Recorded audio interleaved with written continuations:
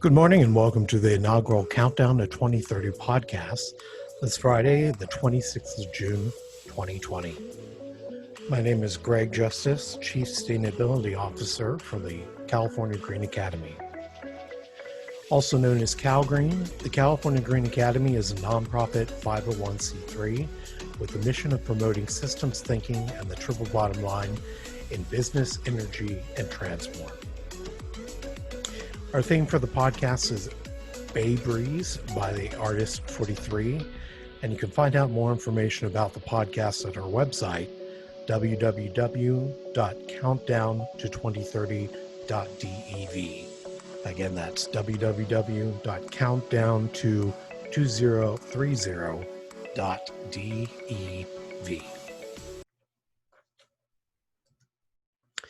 So the California Green Academy is composed of three major programs. We have Transportica, which focuses on sustainable transportation, Nonprofit Studies, which focuses on the promotion of educational and consulting services for the social sector, and lastly, the Sustainable Chamber of Sacramento, which is a regional business association focused on sustainable management and operations for small and medium-sized businesses.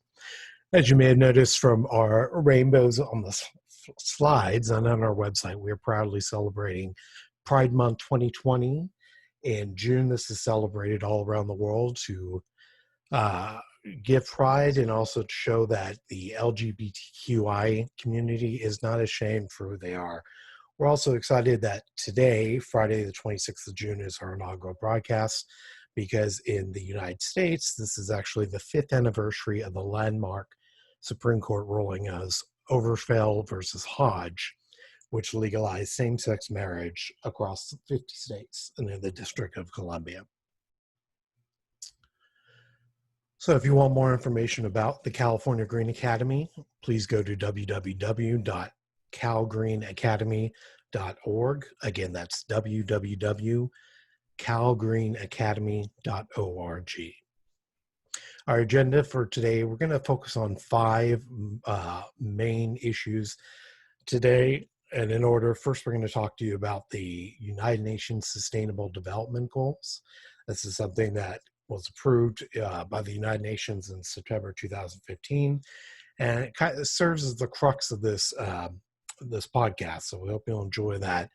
We're going to also talk to you about the UN Sustainable Development Goals Book Club that was launched 9 months ago, and also Transportica's book club, which is part of the California Green Academy.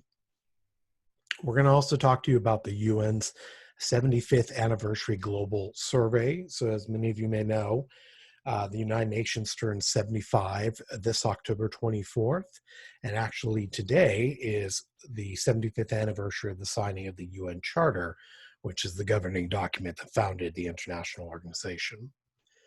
We're also going to talk about California Green Academy's plans for celebrating the UN 75th anniversary. These are going to take place in October, and we're also going to have an event taking place in September as well. I'll talk to you more about it. And then lastly, after the break, I'll talk to you about three particular campaigns the California Green Academy is overseeing right now. One called Codifying Sustainable Transport, the other UN 2020, and the third being Nonprofits for the Sustainable Development Goals. First, I wanted to talk to you about the Sustainable Development Goals. So before we actually go on to them, which were brought about in 2015, I want to talk to you about their predecessor, which was the Millennium Development Goals. Now, those were approved in 2000, and they're lasting from 2000 to 2015. You can actually go online and find the website for them at www.un.org/millennium goals. Again, that's un.org/millennium goals. And also you'll find on the Countdowns to 2030's website, it's the slides that are accompanying this inaugural broadcast. So we have a slideshow with all the issues we're talking about and all the links and other important documents that are referenced in this podcast. So as far as the Millennium Development Goals, they were passed by or approved by 189 countries at the time, again approved in the year 2000. They consisted of 8 goals, the first being eradicate extreme poverty and hunger, the second, achieve universal primary education, the third, promote gender equity and empower women, the fourth, reduce child mortality. Goal number 5 was improve maternal health. Goal number 6 was combat HIV, AIDS, malaria, and other diseases. Goal number 7 was ensure environmental sustainability. And lastly, goal number 8 was promoting a global partnership for development. Those were the MDGs. Along with the 8 goals, they had 21 targets for meeting them, and then also 60 indicators letting them know as well, serving as metrics that they're actually meeting the goals. So those finished in 2015, but one thing that wasn't talked about in the Millennium Development Goals, goal number 7 talked about ensuring environmental sustainability, but also the issue of conflict and climate change have become such a broader issue, especially since 2000. So I want to play for you a little video from the United Nations about climate change and conflict. My name is Thomas Ritzer, and I work in the Policy Planning Unit of DPPA. The Secretary General of the United Nations has called climate change the defining issue of our time. Almost every day we're confronted with its growing and increasingly pervasive effects. Wildfires in Australia, cyclones in the Indian Ocean, droughts in the Sahel, floods in South Asia, or rising sea levels in the Pacific. It is increasingly clear that climate change is not only an environmental challenge. People are profoundly affected as lives are lost, livelihoods destroyed, and communities displaced. In some circumstances, climate change can even disrupt peace and security. It is no coincidence that the countries most vulnerable to climate change are often also those most vulnerable to conflict and fragility. Climate change does not directly cause conflict, but it compounds existing risk factors. For instance, it can intensify competition over natural resources, drive up food prices, and increase geopolitical tensions. In DPPA, sustaining peace and preventing conflict are at the heart of our mission. As climate change increasingly becomes a threat to peace, we are developing strategies to prevent the worst consequences. We cannot do this alone. Therefore, we have teamed up with the UN Development Programme and the UN Environment Programme to create the Climate Security Mechanism. Together, we're working to advance research, conduct risk assessments, and support our colleagues around the world to develop innovative solutions ranging from climate-informed mediation to conflict-sensitive adaptation. At the center of all our efforts are the needs of affected communities, including women and youth. In collaboration with partners from across the UN system, member states, civil society, and regional organizations, we are improving our collective capacity to understand and address the negative impacts of climate change on peace and security. So in 2015, the United Nations General Assembly got together and approved what's called the 2030 Agenda for Sustainable Development. There's several parts to it, 3 in particular. You can see on the screen on our slides an image of the publication, but this also included the Addis Ababa Action Agenda, and this was important in establishing a finance mechanism to actually carrying out the 2030 Agenda. Before, with the Millennium Development Goals, it was essentially government funding. And so now, to actually encourage more people involved with the Sustainable Development Goals, they were also looking at private financing and ways that could be leveraged to increase the impact of achieving the goals. And then lastly came in December of 2015, that was the Paris Climate Accord, also known as the Paris Agreement. So that was unique in that it now brought forward physical metrics, especially with emissions of what countries had to meet in order to meet the Sustainable Development Goals as well. The third part was what we call the Sustainable Development Goals. It also goes by the name of the Global Goals for Sustainable Development. We actually will refer to it as the SDGs. And so that was approved in September 25th, 2015. We're going to talk to you more about that. And in particular, it was 193 countries that came together to support the Sustainable Development Goals. This was every single country represented in the United Nations. The motto of the SDGs was leave no one behind. So unfortunately, with the Millennium Development Goals, there wasn't that many people. Well, I don't want to say there wasn't that many people involved. It's just that its focus was very limited, with certain groups left out. It also wasn't solely developing countries. So unfortunately, the Millennium Development Goals focus mostly on what we would consider the global south or developing countries. And with the Sustainable Development Goals, the UN realized, well, wait a minute, there are some goals that take place in developed countries and, the global north, so this should be universal for everybody. The SDGs also focused an all sectoral approach. It wasn't just the government and the public sector, as witnessed in the Millennium Development Goals. This also, SDGs stress that it would have to be the private sector, the civil society sector, and so forth, moving forward to achieve the goals. They were also much more comprehensive. There was 169 targets involved with the 17 goals and 231 indicators. Now, there's actually 243 indicators, but 12 of them are repeated twice. So in reality, it's 231. And also, for the first time, we had country-specific emissions goals, and that was covered in the Paris Agreement, in which each country would maintain an emissions level to reach as part of the Sustainable Development Goals in the 2030 Agenda. So I want to play you a video now from the UN that actually talks about transitioning from the Millennium Development Goals to the SDGs. In the year 2000, leaders from 189 countries agreed on a vision for the new millennium. They wanted to end extreme poverty in all of its forms. So they made a list of 8 goals, called the Millennium Development Goals, and they wanted to achieve these goals in 15 years. One of the leading organizations working to fulfill these goals has been the United Nations Development Program, or UNDP. We're present in more than 170 countries and territories. We championed the goals so that people everywhere would know what they were and how people could do their part. We funded projects that helped fulfill the goals. We helped countries accelerate NDG progress by breaking down the silos and working across sectors. We acted as scorekeeper, helping countries to track progress. As a result, the number of people that live on less than $1.25 per day has dropped by more than half. The number of primary school-age kids who don't go to school, down by almost half. The number of people getting life-saving treatment for HIV increased by over 15 times. Child mortality, down by almost half.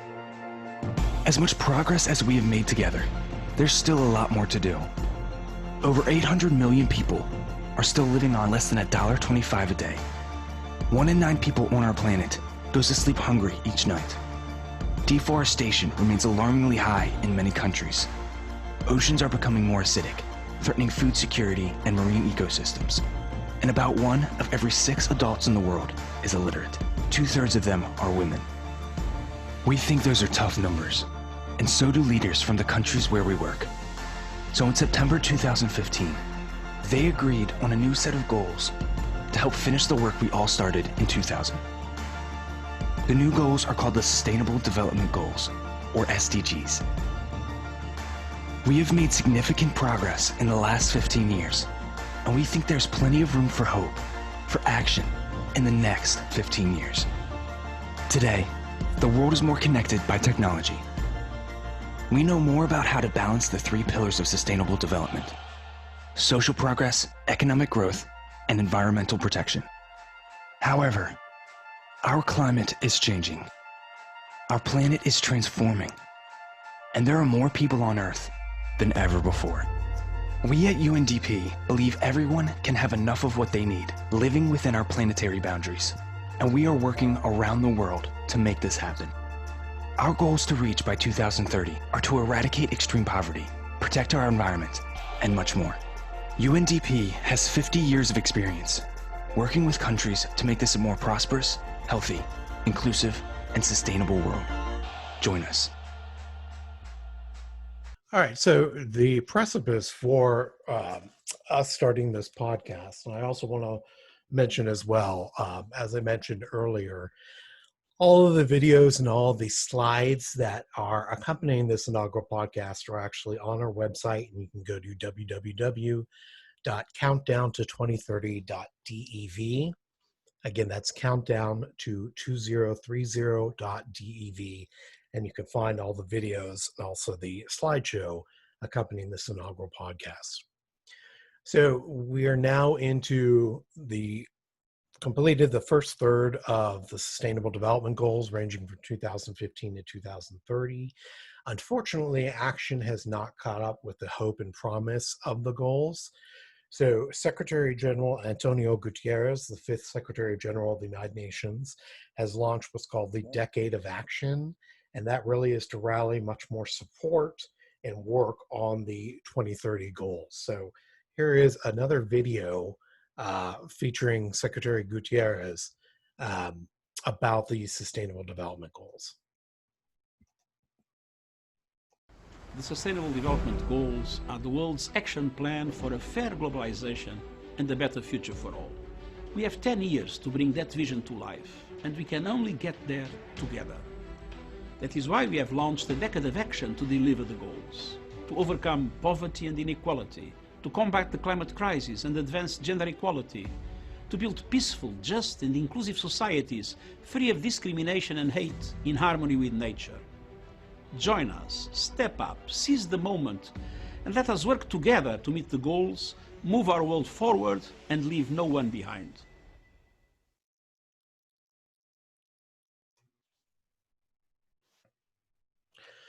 Okay, well, again, you can go ahead and see the those videos on our website. I want to move to the second part of today's podcast, and that is the book club, both through the Sustainable Development Goals book club and also the Transportica book club, which is run by the California Green Academy. So 9 months ago, the United Nations put together a book club focusing on all 17 goals, and each month would have a specific subject covered with reading recommendations to understand the goals, to improve them, and so forth. So the website is un.org/sustainable development /SDG book club. Again, that's un.org/sustainable development /SDG book club. So this month is actually goal number 9, and that's industry, innovation, and infrastructure. And there are several recommendations from that. But first, I actually want to play you 2 videos about the book club. And the first is from Amina J. Mohammed. She's the Deputy Secretary General of the United Nations. She's going to talk to you about the book club. And just after her is actually Malala Yousafzai, the UN Messenger of Peace and the youngest Nobel Peace Prize recipient.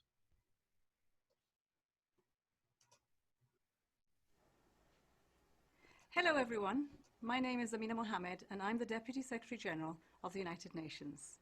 I'm really excited to welcome you to the SDG Book Club.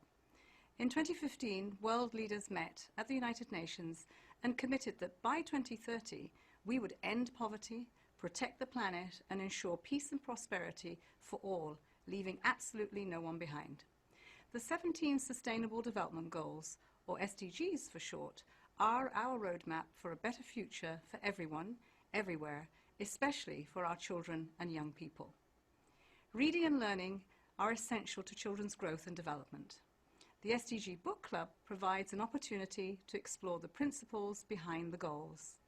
Stories from around the world will fuel our imaginations and raise awareness of the new possibilities to help improve the lives of millions of people. Over the course of the next 17 months, we will discover the 17 goals in all 6 UN languages: Arabic, Chinese, English, French, Russian, and Spanish.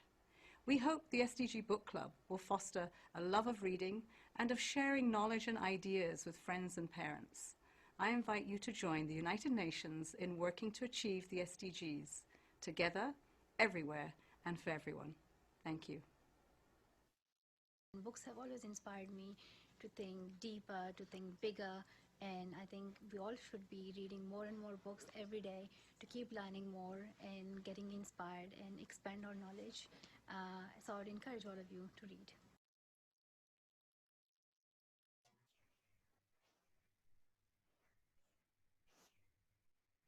Okay, and as we mentioned, this month the SDG Book Club is focusing on goal number 9, which is industries, innovation, and infrastructure. And the 4 selections that they've made for the book club are first, Awesome Engineering by Sally Spray and published by Hatchet Children's Group. The second is Camilla Cartographer by Julie Dulamuth, illustrated by Laura Wood and published by Imagination Press. The third is One Plastic Bag by Miranda Paul, illustrated by Elizabeth Zunon and published by Scholastic Incorporated. And lastly is Wild Buildings and Bridges by Edna Canar and illustrated by Carl Wines, published by Kids Can Press. What's interesting is one of these, the Camilla Cartographer, is published by Imagination Press. That is actually also who publishes one of our book club selections for this month, Rainbow, A First Book of Pride by Dr. Michael Genhart, illustrated by Anne Pescher. Now, our Transportical Book Club, which is ran by our program Transportica, devoted to sustainable transportation, education, and promotion. We have 2 books for June's book club selections. The first we mentioned was Rainbow, A First Book of Pride. And the second is actually Sustainable Transportation and Development by Michael J. Burrell. Now, typically we would actually choose a publication and an author, being Pride Month, who is making a big impact with sustainable transportation and is a member of the LGBTQ community. Mr. Burrell is not a member of the community. We did go forward with choosing his book this month for assorted reasons. First and foremost, the importance of sustainable transportation development cannot be overstated, how we, as quickly as possible, need to implement that. Also, his book talks a lot about active and sustainable transportation, which includes bicycling. And on Wednesday, June 3rd was World Bicycle Day. As well, on Friday, June 5th was actually World Environment Day. So this was a wonderful publication to celebrate that. And to add to that as well, the next day, Saturday, June 6th, was actually Mr. Burrell's 76th birthday. So again, this is our selection for June. I enjoy this book so much, and we'll talk to you a little bit more about it. Unfortunately, Mr. Burrell is no longer with us, but that doesn't mean that his words aren't still powerful and still making a difference. If you go onto our slides, you can see an image of the dedicated bench with him, and I'll read the text on the plaque. It says, "Sustainable growth preserves resources for future generations and will help save the planet from global warming. Our lives depend on it. Michael John Burrell." So again, he's no longer with us, but his words are still very powerful, and we'd like to celebrate his contributions by making his selection this month. Unfortunately, we do have to give across or discuss his qualifications with the developing attitude of not liking expertise in this country. I do want to make it known Mr. Burrell is well qualified in talking about sustainable transportation and development. His qualifications include being a member of the American Institute of Certified Planners and the National Council of Architectural Registration Boards. He is an architect emeritus for the state of Maryland. He received his bachelor's in architecture from Princeton University, a master's in architecture from Washington University in St. Louis, a master of community planning and historic preservation certificate from University of Cincinnati. He also worked almost 3 decades with the Defense Department, managing many of their housing and development programs. He is an award-winning public speaker and author with comprehensive knowledge of smart growth and sustainable design concepts. And if you want to find out some more information, you can visit his website at www.growsmartplanet.org. And that's www.growsmartplanet.org. So his sample size for this book was prolific. It was large. And it included 520 transit lines in finding out what is sustainable transportation and development. 63 of those were in North American cities, 13 in European cities. Also, Curitiba, Brazil, as many of you may know, it's the birthplace of bus rapid transit. So, of course, that would be a no-brainer. That would be studied for sustainable transportation. Mr. Burrell also studied 110 transit lines currently in planning, design, or construction. And he also looked at a variety of documents and studies from American Society of Civil Engineers, Amtrak, American Public Transportation Association, Federal Transit Administration, the Federal Highway Administration, Planning Monthly, the official publication of the American Planning Association, and a lot more information as well. And in the book, appendices 1 and 2, you can see the references and also the cited sources for his research sample. There were 10 major findings that his book brings to light. I'm going to read you 5 of which that we're going to talk about, and then I'll also talk about 3 kind of global findings, which I hope everyone takes away as kind of the main points from our position with sustainable transportation. So the first finding is, on a per capita basis, compact cities are far more sustainable than leafy green suburbs. And Mr. Burrell mentions that some of these are obvious. It's just that they are more than demonstrated in his findings, so he wanted to repeat these as well. The second is, we must aggressively transition towards electric power for cars, trucks, trains, and buses to create truly sustainable transportation systems. Again, with the SDGs, I cannot emphasize that enough. A third finding was compact mixed-use growth yields higher tax revenues per acre and reduces costs for utilities and public services. Yes, if there's a small area, you're going to require less to actually cover that. This one is actually 2 put together, but it's all based on rail transit, and so we want to include this. The first being, rail transit systems are faster, carry more riders, and are more likely to attract compact mixed-use growth than buses. They are on a single track. They are not a fixed guideway, so therefore it's much easier to predict where development will go and take place. And also, the other rail finding is that rail transit riders usually pay a much higher share of transit operating costs than do bus riders. So whenever individuals are opposed to rail lines, if you do want to move forward with the argument of, it paying for itself, it's more likely to do it as a rail transit than as bus transit. And then the last of his major findings, sustainable transportation and compact growth is more cost-effective than low-density, auto-oriented development. So those are, again, he had 10 major findings. Those are 5 of which that we wanted to especially emphasize. But we have 3 findings that we hope that you'll walk away and understand. This is our perspective from the book. First, we must pay the full cost of transportation and infrastructure. That doesn't happen right now. We're actually the most subsidized developed country in the world with regards to transportation and energy sources. You do not pay the true cost when you're at the pump, when you're paying taxes that go into highway funding and so forth. A lot of arguments against public transit is they're heavily subsidized. Yes, but they're not as heavily subsidized as driving in your car. The freeway system has never paid for itself since it first began with the implementation of the National Highway Act in 1956.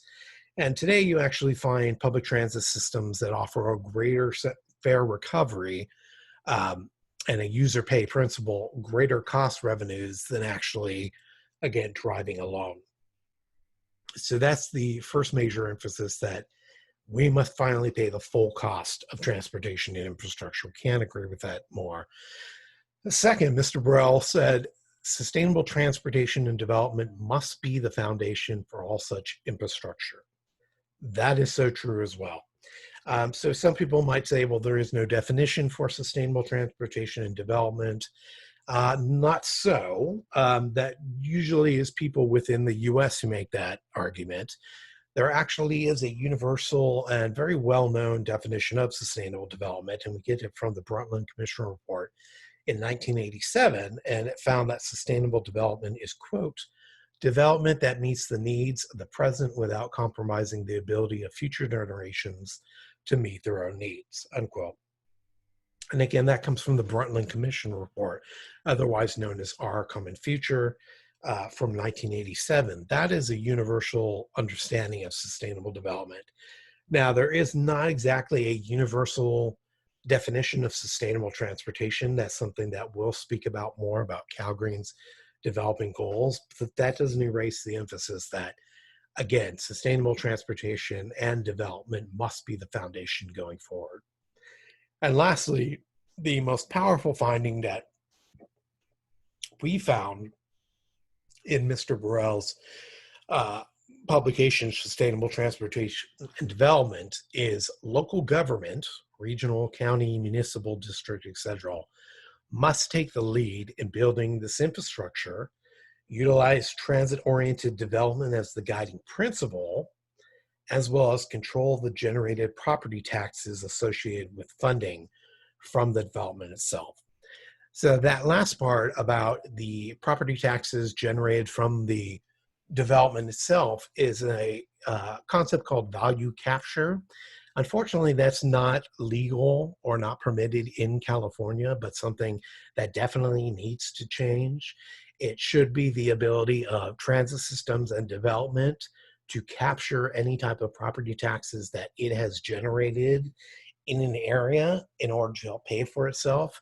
And the crux of the book is that Mr. Burrell argues quite wonderfully that indeed this is a source that can help pay for sustainable transportation and development, not taxes, instead focusing on the value capture property tax revenues from development. Again, there's a lot of references covered in this in Appendix 1 and Appendix 2. You can find that on page 155 to, I believe, 160 in the book. Tons of these are covered, but there's 4 in particular that Mr. Burrell time and again comes back to and mentions. So the first being greening mass transit in metro regions. This is actually the final report of the Blue Ribbon Commission on Sustainability with the New York's MTA. He always comes back to Triumph of the City by Edward Glacier.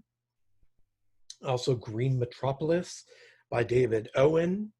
And not in particular, but he's always mentioning a lot of articles from the magazine Planning, which is the official publication of the American Planning Association. You can find that online at planning.org. We also have a contest with this month's book club selection, Sustainable Transportation and Development. So you can go online to our website at transporticabookclub.info. Again, that's transporticabookclub.info. And we have 3 questions. If you answer them correctly and are chosen, you'll not only get a copy of Sustainable Transportation and Development, but we'll also provide you with a copy of Triumph of the City and Green Metropolis, because again, those are great inspirations to Mr. Burrell. So we want to provide the winner of this book club contest with those copies as well. One of the other things that was just really great about this is he upfront tells everyone that he's a fiscal conservative. And so one of the individuals who reviewed the manuscripts for this, both editions, was actually Glenn Bottoms, executive director of the American Conservative Center for Public Transportation. So now, more than ever, we're receiving inquiries from the public, demands about the financing of transportation and development. It may not have been something previously, but today it's coming forward. And before you think about any type of new development or anything, we're asking how we pay for this. So we enjoyed that Mr. Burrell wrote this from the perspective of, okay, this is a great idea, but here's also how you pay for it. And so this really is a book that we've been looking for. We've been looking for something that comes from a conservative perspective on public transit and also on funding, and here it is. I'm not promoting any type of partisan interest, but it is great to hear that there are conservative perspectives brought into the publication on how to counter any type of claims against sustainable transportation and development, but most importantly, telling us how it is we can properly fund this without raising taxes. So if you want to order a free copy of Sustainable Transportation and Development, you can go online to growsmartplanet.org. Again, that's growsmartplanet.org, and you can request a free copy. There's also a PDF available to download as well. Okay, so moving on next. As many of you may know, this is actually the 75th anniversary of the United Nations this year. And today, actually, Friday, June 26th, is the 75th anniversary of the signing of the UN Charter. This took place at the San Francisco Conference on June 26, 1945. And the Charter outlines, it's 107 articles, and it outlines is the governing document for the United Nations, and also provides the statutes for the International Court of Justice. So again, the UN will turn 75. The official 75th anniversary date is October 24th. June 26th today is when we celebrate the signing of the UN Charter, and it became effective on, again, October 24th. So I want to play a video for you from Antonio Gutierrez. He's the current Secretary General of the UN, and he's going to talk to you about the United Nations Charter as well. Today, we face a global pandemic, and worldwide, people rightly raise their voices against racism. Confronting problems is a start, but we also have to solve them. We have a timeless guide to tackle our shared challenges and fix the world's fragilities. The guide is the United Nations Charter. The Charter was signed 75 years ago, and its principles ring just as true today. Facing fundamental human rights, the equal rights of men and women, the dignity and worth of every person, international law and the peaceful settlement of disputes, better standards of life in larger freedom. These enduring values will carry us to a new future. A future where we stop harming the natural environment and start tackling climate change. Where we reject bigotry and celebrate the richness of human diversity. Where young people lead in the streets, in their schools, in society. The United Nations was founded before threats like cybercrime and online hate speech emerged. But our Charter shows how to rise to these challenges too. Let us realize this vision of peace, human rights and justice for everyone by joining together with humanity, with unity, with each other.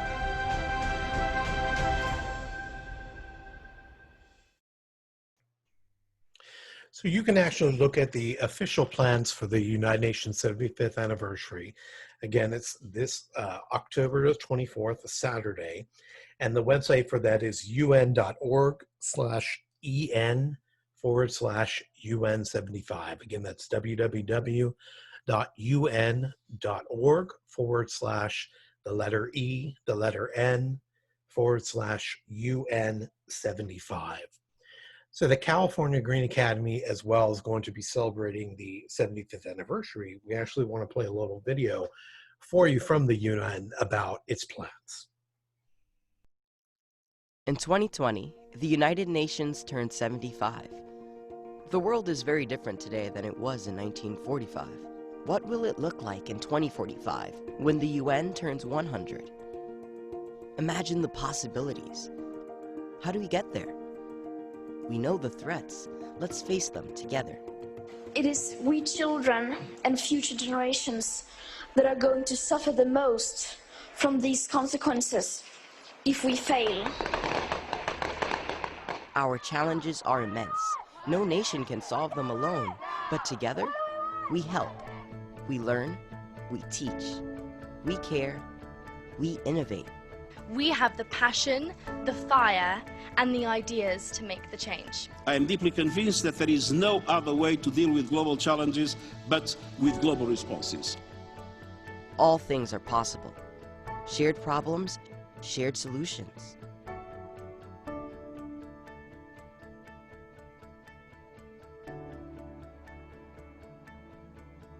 Join the global conversation. Let's shape the future together.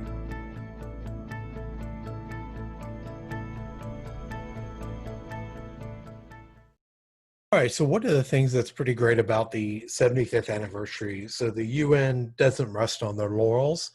Unfortunately, this came with a global pandemic that the United Nations has not seen in its lifetime, 75 years. So the UN, in celebrating the 75th anniversary, is actually calling for a global survey and wants individuals to go online, take a survey about how they can better serve humanity going forward. So I'm going to play a little video for you about that survey. Here we go.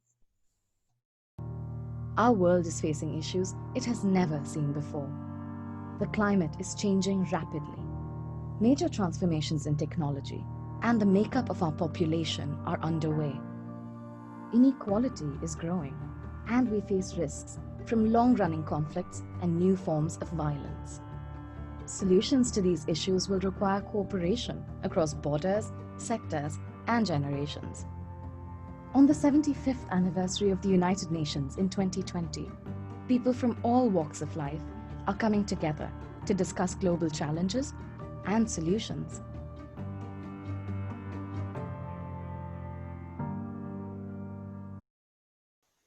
All right, so if you want to participate in the UN 75th Anniversary Global Online Survey, you can go to un75.online. Again, that's un75.online.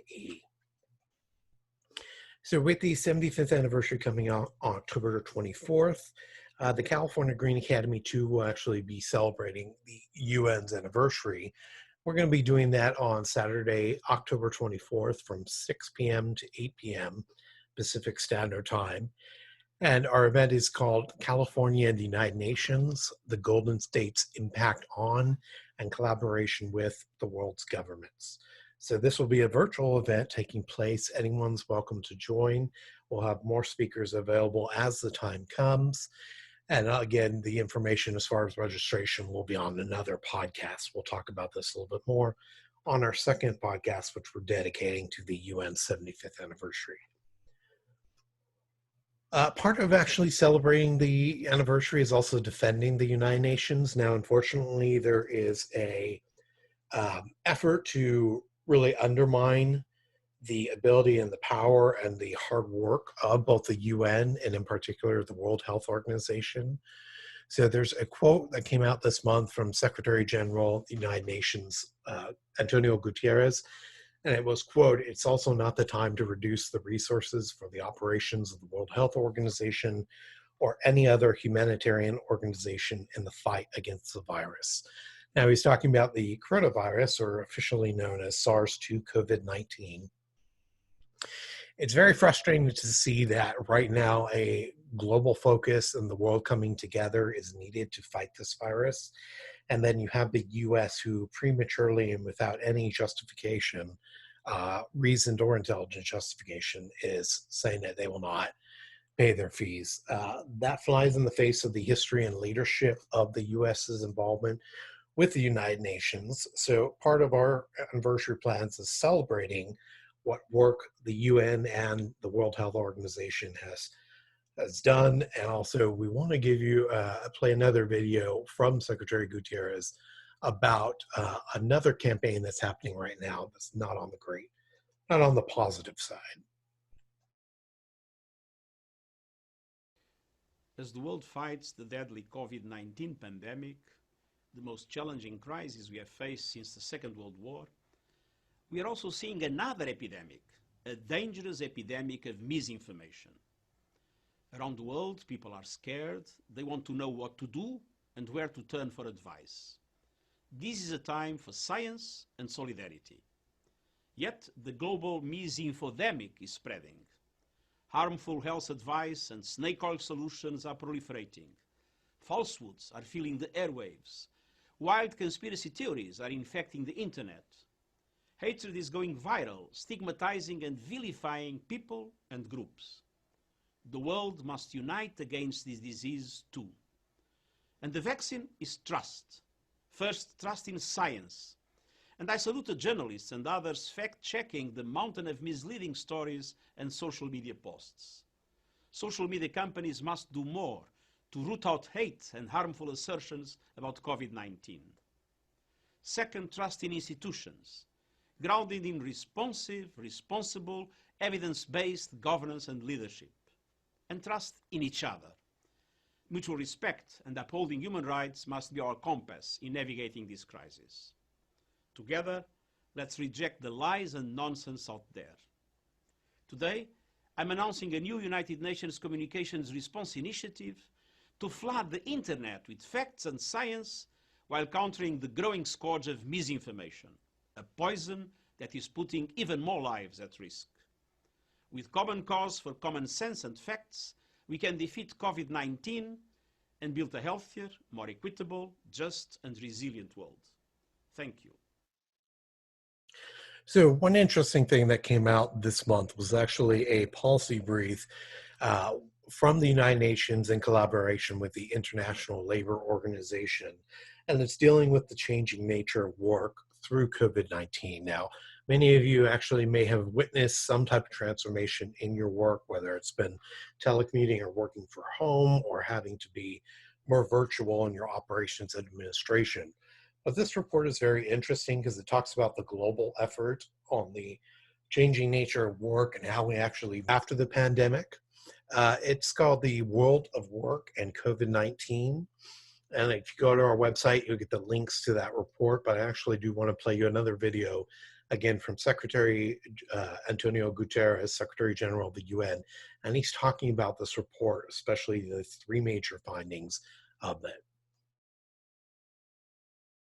The COVID-19 pandemic has turned the world of work upside down. Every worker, every business, and every corner of the globe has been affected. Hundreds of millions of jobs have been lost. Those toiling in the informal economy, often without rights at work and social protection, are projected to have suffered a 60% decline in earnings in the first months of the crisis alone. Women have been especially hard hit, working in many of the most critically affected sectors, while also carrying the greatest burden of increasing levels of unpaid care work. Young people, persons with disabilities, and so many others are facing tremendous difficulties. Many small and medium-sized enterprises, the engine of the global economy, may not survive. This crisis in the world of work is adding fuel to an already burning fire of discontent and anxiety. Massive unemployment and loss of income from COVID-19 are further eroding social cohesion and destabilizing countries and regions, socially, politically, and economically. Yes, many companies and workers have adapted in innovative ways to the changing circumstances. For example, millions have moved overnight to working online, in many cases with surprising success. But the most vulnerable are at risk of becoming ever more vulnerable, and poor countries and communities risk falling even further behind. We need action on three fronts. First, immediate support for at-risk workers, enterprises, jobs and incomes to avoid closures, job losses and income decline. Second, greater focus on both health and economic activity after lockdowns ease, with workplaces that are safe and rights for women and populations at risk.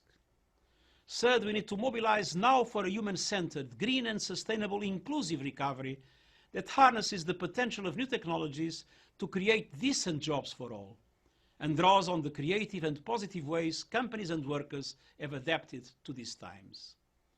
There is a lot of talk about the need for a new normal after this crisis.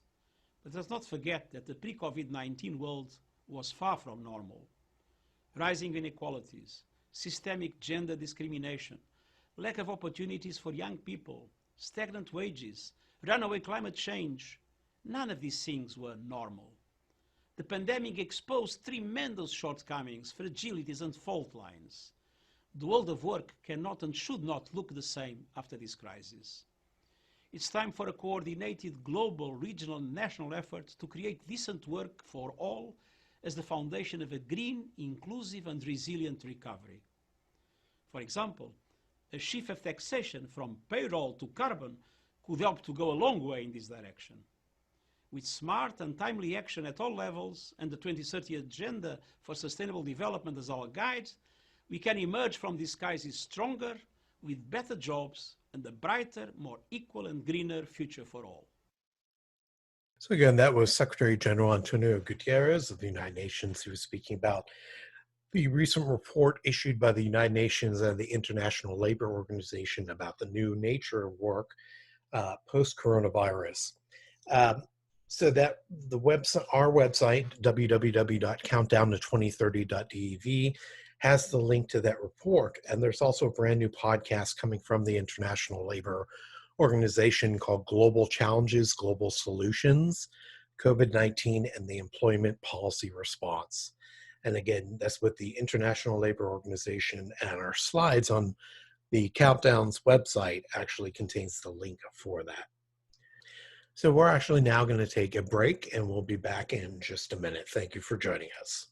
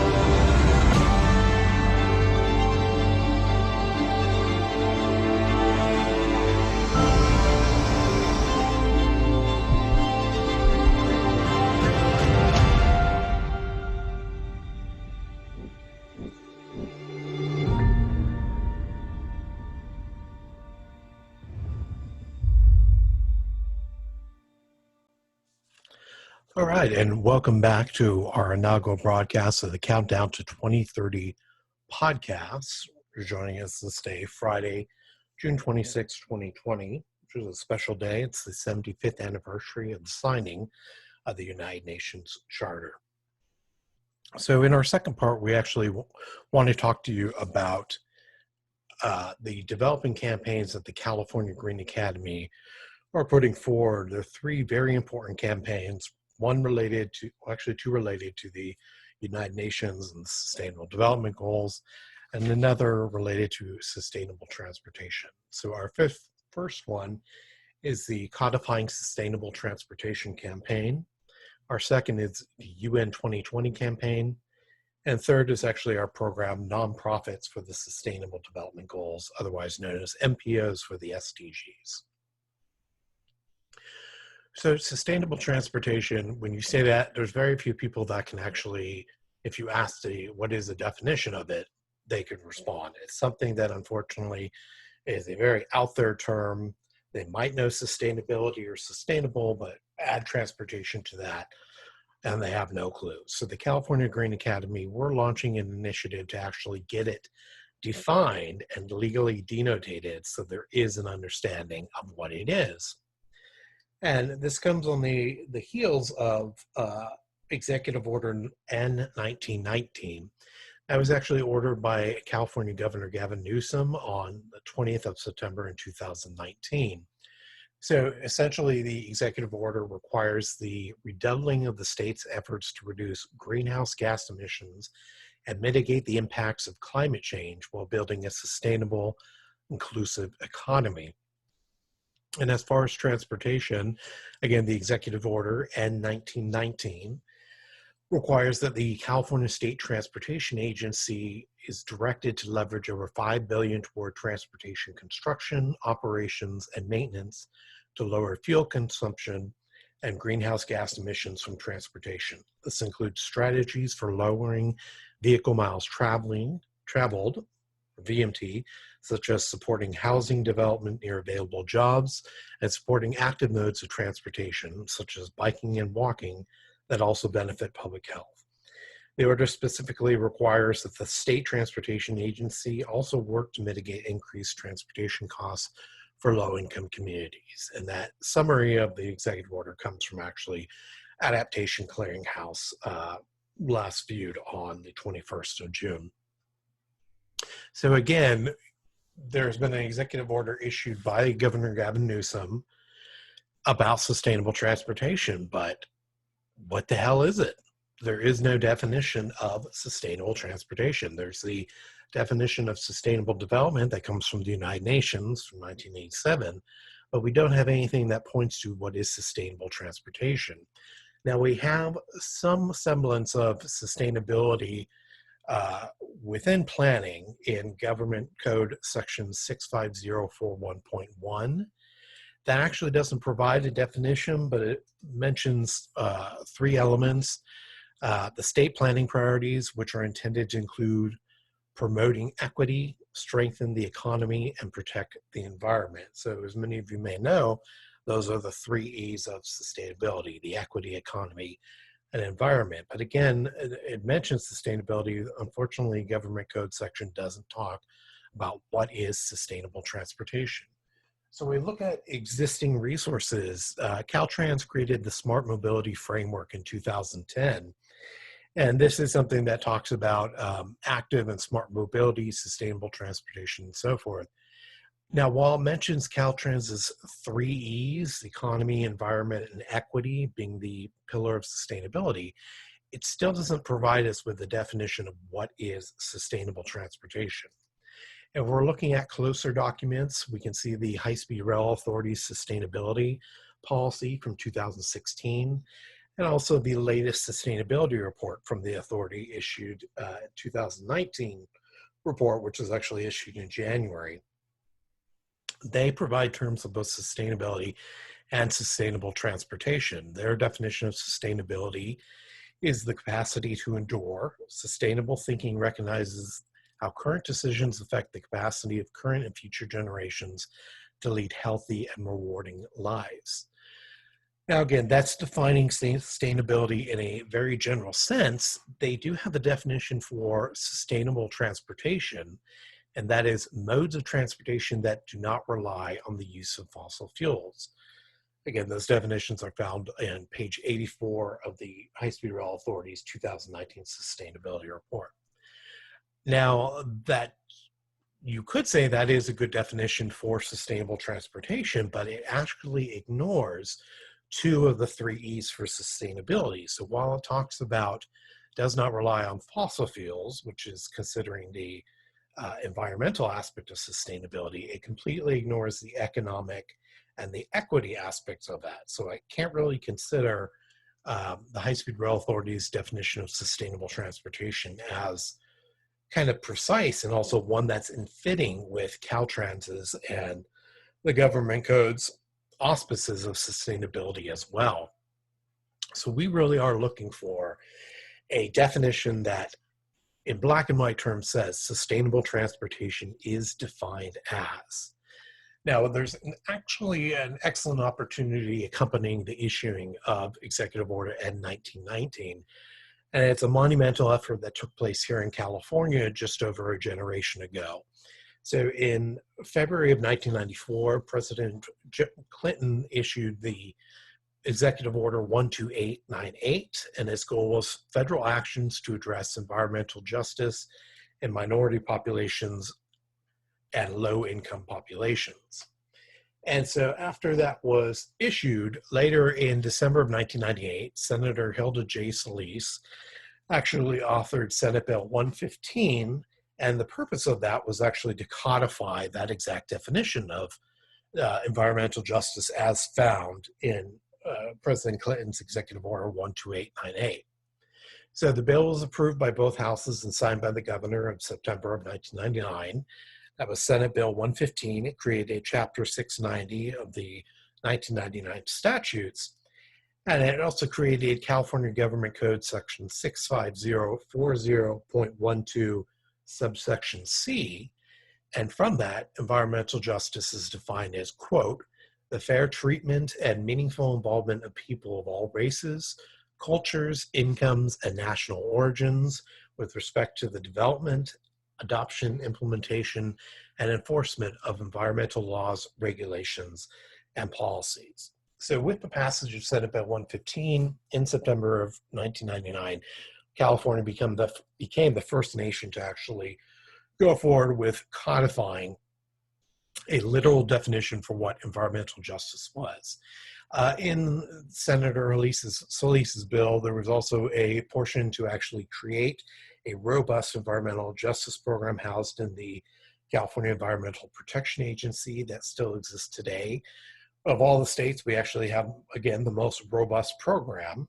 Actually, just on Wednesday, there was notification that the general plan guidelines issued by the Governor's Office of Planning and Research have revised their element, including environmental justice. So the general plan guidelines are updated by the Office of Planning and Research, and it's essentially the specifics of a city's master plan or general plan. And because of Senate Bill 1000 from Senator Connie Leyva in 2016, any cities that have populations of low-income individuals, I'm forgetting the term right now, disadvantaged communities, there we go, and disadvantaged communities is required to actually prepare an environmental justice element in their general plan. So again, on Wednesday, the Office of Planning and Research released an updated guideline for environmental justice. You can go check that out if you want. And again, all of our slides and links to the documents referenced are actually included on our website, countdown2030.dev.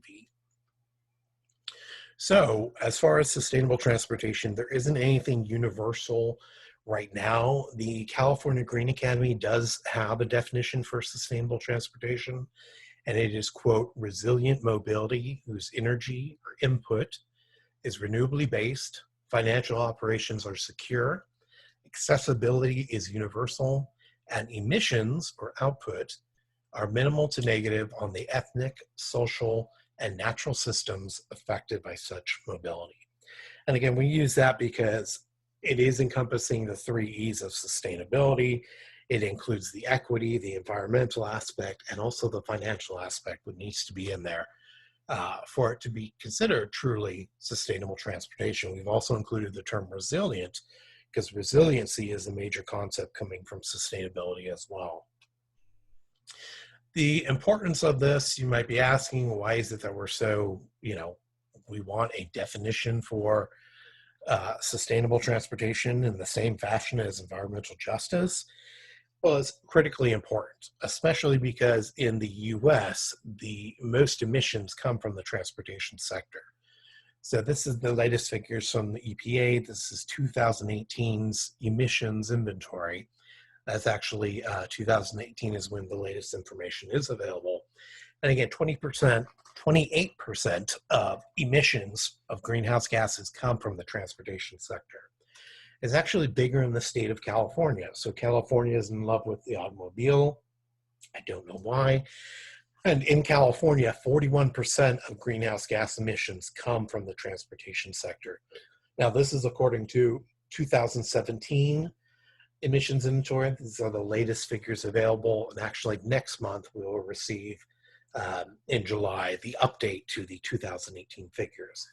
But again, sustaining or sustainable transportation's defining it is important because this is where the majority of our greenhouse gas emissions come from in both California and the US.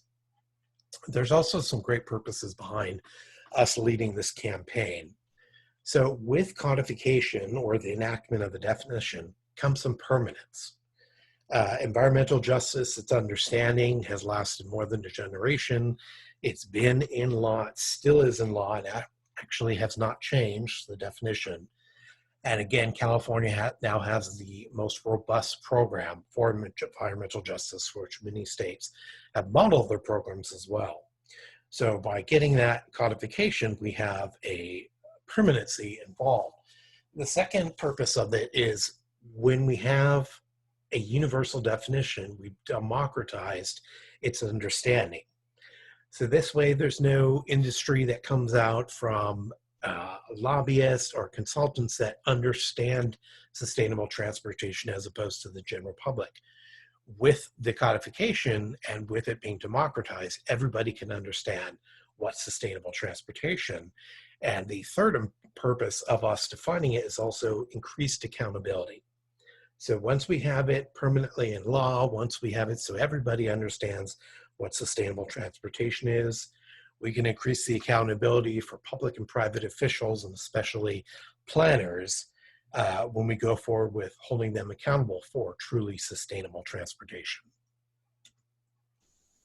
The end goal of this campaign, there's 3 levels we have. The last will actually be the ideal. First and foremost, we can always campaign for an executive order issued, such as N1919 issued in September of 2019. The only thing is, an executive order is only as good as the term that it's issued in. So even if there is a new governor that takes place, a new governor is possibly elected in 2022, that he or she can override this executive order. Now, they could just not touch it, so it'd be in existence still, but at the same time, it's not the permanence that we're looking for. Another end goal, one could do regulations, so putting it in Title 27 of the California Code of Regulations. Title 27 deals specifically with environmental protection. But if we went that route, it's not the route that environmental justice went. And unfortunately, when you go the regulatory route, it's a little overprescribed. And that's for something that's so detailed, so technical, and so scientific. You literally do need to spell out the ABCs of some element. Now, our proposed definition is maybe 1 sentence. So that's not something we'd want to go forward with putting it in the rulemaking process. That might actually dissuade a lot of people if it's included in that process. So ultimately, we would want sustainable transportation defined, and in particular included within the California Streets and Highways Code. So sections 1 to 50 are the kind of administrative aspects of the code, which also includes definitions. So it would be most appropriate in that sections 1 to 50 of the Streets and Highways Code. So if you want to find out more information about our sustainable transport campaign, you can go to our website at www.ca sustainabletransport.info. Again, that's CA sustainabletransport.info. He'll get more information about this campaign that we're overseeing. So for our second campaign, we're overseeing the UN 2020, and it has 3 parts, the first of which is celebrating the 75th anniversary of the United Nations. As we mentioned today on our inaugural podcast, this being Friday, June 26th, this is the 75th anniversary of the signing of the United Nations Charter, which actually took place at the Federal Building in San Francisco on June 26, 1945. The building is still there in existence. You can visit it, and it's housed within what's called the UN Center Plaza. The second part of our UN 2020 campaign, besides celebrating the 75th anniversary, is actually getting an official UN office here in San Francisco, again, the birthplace of the United Nations. So as of right now, there are 2 levels of locations that the UN has. There's their offices and their information centers. Information centers are much smaller locations. They don't have all the staff and all the, information that you would expect from either a headquarters or official regional office. There's actually 81 throughout the world, and in the Pacific Rim region, there's only 9, which is kind of odd because 40% of the world's population lives in the Pacific Rim region. So we're advocating for an office to be built, and it wouldn't just be an information center like there is one in Washington, D.C., but we actually want it to be a 4th regional office. Now, originally, the United Nations actually was considered to be built in San Francisco first. There were 3 major contenders: San Francisco, where the conference was held to sign the charter; Philadelphia; and actually New York. San Francisco was considered, there was actually a drawing put together by Vincent Rainey, an architect, and he imagined a campus in the Diamond Heights area of San Francisco. There are also suggestions of putting the UN headquarters in the Presidio area, or even on San Francisco's Treasure Island, which had 6 years before served as a home for the 1939 World's Fair. In fact, Treasure Island was built just to hold the World's Fair, so it'd be more appropriate, or rather appropriate, that the UN headquarters would be built on that island as well. So unfortunately, that didn't take place. The John D. Rockefeller Foundation in the city of New York donated property and about $8 million to get the current headquarters built, and they went with that. But oddly enough, for the 70th anniversary, taking place October in 2015, it was officially held in San Francisco at the San Francisco City Hall. So there is a UN headquarters that's in New York, in the Turtle Bay area of New York City, but there's also 3 regional offices, the first being in Geneva in the Palace of Nations. That's the largest regional office. The second being in Vienna, and the third being a smaller office in actually Nairobi, Kenya. We believe that it'd be appropriate and very fruitful to create an office in San Francisco, a 4th regional office. Now, years before, there was actually discussion of the UN Global Compact, which is the UN's business initiative for sustainability, began in January of 2000, to build that physical building in San Francisco. It never came to fruition, but there's always been an idea of having some type of sustainability center in San Francisco tied to the United Nations. Now, we know San Francisco is a universal city. It's very cosmopolitan. Just recently in September 2018, held the Global Climate Action Summit, in which delegates from all of the world converged in San Francisco to take action on moving forward with climate, with the inaction taking place with world leaders. So San Francisco already has that advantage. It actually has wonderful aviation maritime connections, especially in the Pacific Rim. And surprisingly enough, China and several other countries in the Pacific Rim originally lobbied for the UN headquarters to be in San Francisco because it was so easily accessible. We also believe that there is an educated workforce that the UN would benefit tremendously from if they have that office in San Francisco. And lastly, the third part of our UN 2020 campaign is kind of a big one, but not really surprising with California and its leadership in environmental protection initiatives. And we actually are calling for an office or a bureau established in the Governor's Office of Planning and Research, and that would be the Office of the Sustainable Development Goals.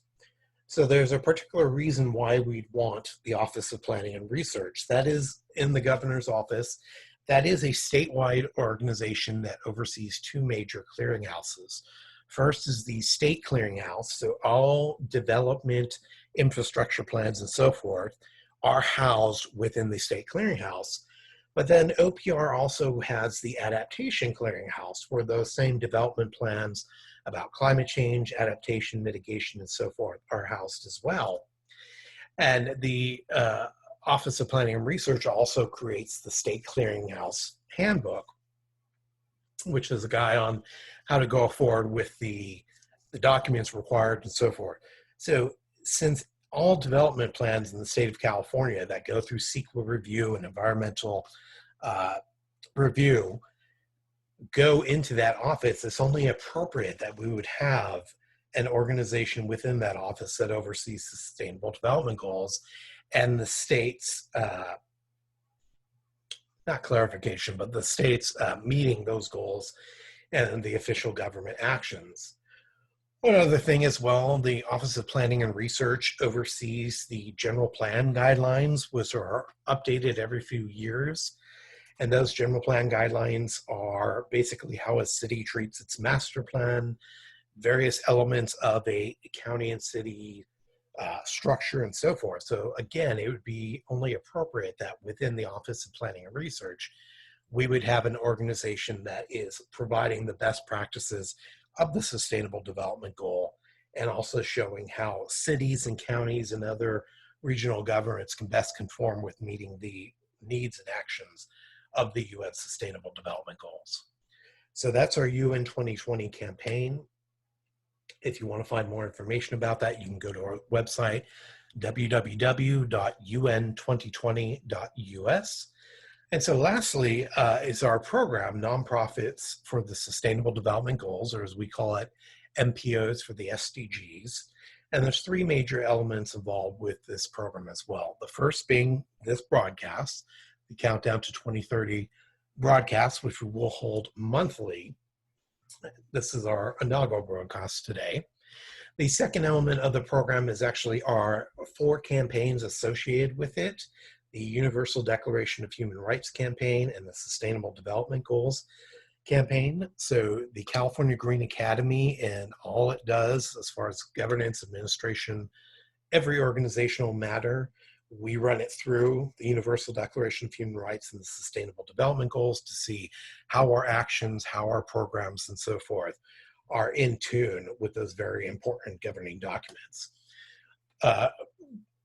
Another campaign is, of course, UN 2020, which we just discussed, and our Developing Clean Energy campaign as well. California leads as far as state action for developing clean and renewable energy sources. And so our Clean Energy campaign, which is building upon Sustainable Development Goal 7, Clean and Affordable Energy, is housed within this program as well. And then lastly, the third part of our Nonprofits for Sustainable Development Goals program is celebrating what's known as SDG Day, and that is the day that the Sustainable Development Goals were signed as part of the Agenda 2030 for Sustainable Development. That took place on September 25th, 2015. So every September 25th, we celebrate SDG Day, but that week is also celebrated as the Global Goals Week. So there's both week-long celebrations during that week, and then also SDG Day, on September 25th, which we plan to do as well. So please, you can pay or find more information at the website for this program, and that is www.nposforthesdgs.us. Again, that's www.nposforthesdgs. Thank you for joining the inaugural episode of the Countdown to 2030 podcast, brought to you by the California Green Academy. Please join me for next month's episode as I discuss the United Nations 75th anniversary, taking place this 24th of October. I'll be joined by executives from the United Nations Association Sacramento chapter, discussing local plans celebrating the 75th anniversary. As always, for further information, please visit our website at www.countdownto2030.dev. Again, the website is www.countdownto2030.dev. This podcast is provided to you absolutely free by the California Green Academy, a nonprofit 501c3 organization. If you would like to support the podcast or CalGreen, 100% tax-deductible donations can be made securely online at www.calgreenacademy.org/donate. Again, the website for completing a tax-deductible donation is at www.calgreenacademy.org/donate. On behalf of the California Green Academy, I'm Greg Justice, your host for the podcast and Chief Sustainability Officer, CalGreen. Before we go, and in the spirit of Sustainable Development Goal number 3, ensure healthy lives and promote well-being for all at all ages, during this pandemic, we ask you to stay home, stay safe, and please remember to wear a face mask. Thanks again, and in the words of the United Nations, it's your world.